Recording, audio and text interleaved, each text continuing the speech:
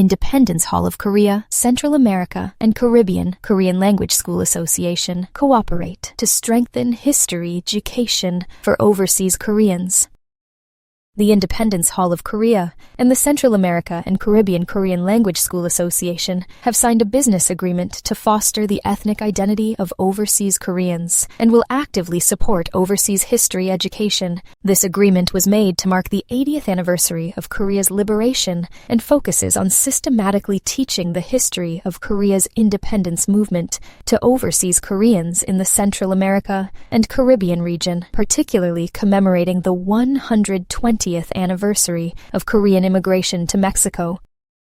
Since 2017, the Independence Hall of Korea has supplied history education content to overseas Korean language schools, and so far, more than 160,000 overseas Korean youths have utilized these materials. This is the first time that support has been expanded beyond the previously supported regions of the United States, Europe, and Japan to the Central America and Caribbean region, which has deep historical significance for the Korean diaspora, including Mexico and Cuba.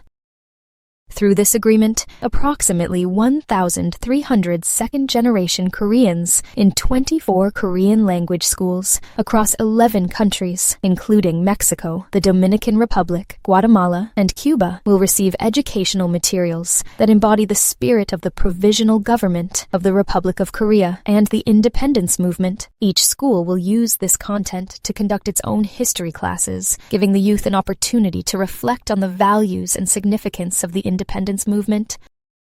An official from the Independence Hall of Korea stated, "It is very meaningful to provide education content on the history of the independence movement to a region with the history of the Korean diaspora on the 80th anniversary of liberation." Officials from both organizations stated that they will continue close cooperation in projects to foster the identity of overseas Koreans, starting with this agreement.